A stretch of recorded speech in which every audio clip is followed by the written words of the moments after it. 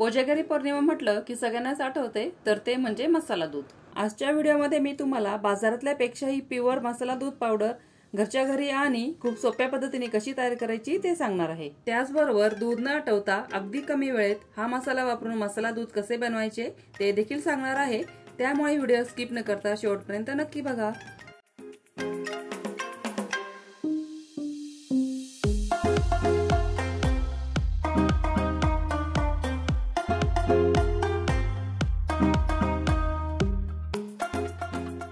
सगळ्यात अगोदर आपण दूध मसाला बनवणार आहोत, तर त्यासाठी इथे मी 100 ग्रॅम बदाम कट करून घेतलेले आहेत आणि आता हे बदाम लो फ्लेमवर आपल्याला फक्त 2 मिनिटांसाठी भाजून घ्यायचे आहे। म्हणजे यामध्ये जर काही मॉइश्चर असेल तर तेही निघून जाते आणि आपल्या मसाल्याची शेल्फ लाईफही वाढते। आता यामध्येच आपल्याला 100 ग्रॅम कट केलेले काजू घालायचे आहे आणि आता हे फक्त 1 मिनिटासाठी आपल्याला भाजून घ्यायचे आहे। काजू भाजल्यानंतर आपल्याला गॅस बंद करायचा आणि यामध्ये अर्धी वाटी पिस्त्याचे काप घालायचे आणि याला मिक्स करून या गरम पॅन मध्येच आपल्याला 1 मिनिट भरासाठी ठेवायचे आहे, म्हणजे ते छान असे क्रिस्पी होतात। 1 मिनिटानंतर याला आपल्याला एका डिश मध्ये काढून ठेवायचं आहे आणि याला पूर्णपणे थंड होऊ द्यायचं आहे। थंड झाल्यानंतर आपल्याला हे एका मिक्सर जार मध्ये काढून घ्यायचे आहे। आता यामध्ये अर्धा टीस्पून सुंठ पावडर, अर्धा टीस्पून बडीशेपची पावडर आणि 1 टीस्पून एवढी विलायची पावडर घालायची आहे। आता एक जायफळ घ्यायचं, त्यानंतर आलं किसण्याची किसणी घ्यायची आणि हे जायफळ फक्त 1/4 एवढंच आपल्याला किसून यामध्ये घालायचं आहे। आता या मसाल्याची जान तर ते म्हणजे केसर, तर 1 चिमूटभर केसर आपल्याला यामध्ये घालायचं आहे। आता यामध्ये आपल्याला पाव चमचा हळद पावडर घालायची आहे।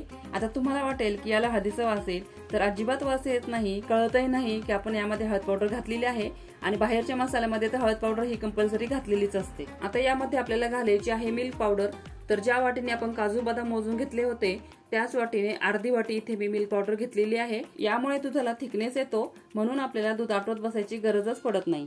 सगळ्यात शेवटी 3 टेबलस्पून साखर यामध्ये आपल्याला घालायची आहे। आता हे आपल्याला पल्स मोडवर दाणेदार टेक्स्चर होईल याप्रमाणे वाटून घ्यायचं आहे। तुम्ही इथे बघू शकता, अशाच प्रकारे आपल्याला हे वाटून घ्यायचं आहे। याची आपल्याला जास्त बारीक पावडर करायची नाही आणि आता हे स्वच्छ अशा काचेच्या बरणीमध्ये आपल्याला भरून ठेवायचं आहे। आणि हा मसाला तुम्ही अगदी 6 महिन्यापर्यंत जरी ठेवला तरी असाची असाच राहतो, अजिबात त्याला वास येत नाही की काहीच खराब होत नाहीये। आणि तुम्ही हा मसाला फ्रीज मध्ये स्टोर करा, 6 महिन्यापर्यंत अगदी जसाच्या तसाच राहतो। आता गॅसवर जाडतळ असलेली आपल्याला कढई ठेवायची आहे आणि इथे मी गाईचे 1.5 लिटर तापवलेले दूध घेतलेले आहे। तुम्ही इथे म्हशीचे दूधही घेऊ शकता। आता दुधाला उकळी येऊ द्यायची। दुधाला उकळी आलेली आहे। आता गॅसची फ्लेम आपल्याला लो करायची आहे आणि आपण जो दूध मसाला तयार केला आहे ना, तो यामध्ये आपल्याला 4 टेबलस्पून एवढा घालायचा आहे। पण सगळा दूध मसाला एकाच वेळी न घालता 1 टेबलस्पून घालायचा, हलवून घ्यायचं, त्यानंतर दुसरा घालायचा, परत हलवायचं, असं करत 4 टेबलस्पून आपल्याला यामध्ये दूध मसाला घालायचा आहे। असं केल्यामुळे काय होतं की आपण जे मसाल्यामध्ये मिल्क पावडर घातलेली आहे त्यामुळे यामध्ये गुठळ्या होण्याची शक्यता असते, म्हणून थोडं घालायचं आणि याला मिक्स करून घ्यायचं आहे।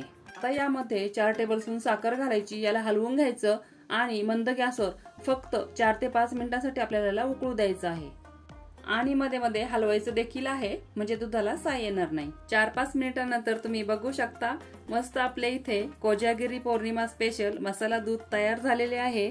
मस्त गरम गरम सर्व करायचे आणि तुम्हाला जर फ्रीज मध्ये ठेवून थंड केलेले दूध आवडत असेल तर 2-3 तासासाठी फ्रीज मध्ये ठेवा आणि थंड झाल्यानंतर एन्जॉय करा। व्हिडिओ आवडला असेल तेवढ्याला लाईक, शेअर आणि चॅनलला सबस्क्राईब नक्की करा आणि कमेंट करून सांगायलाही विसरू नका।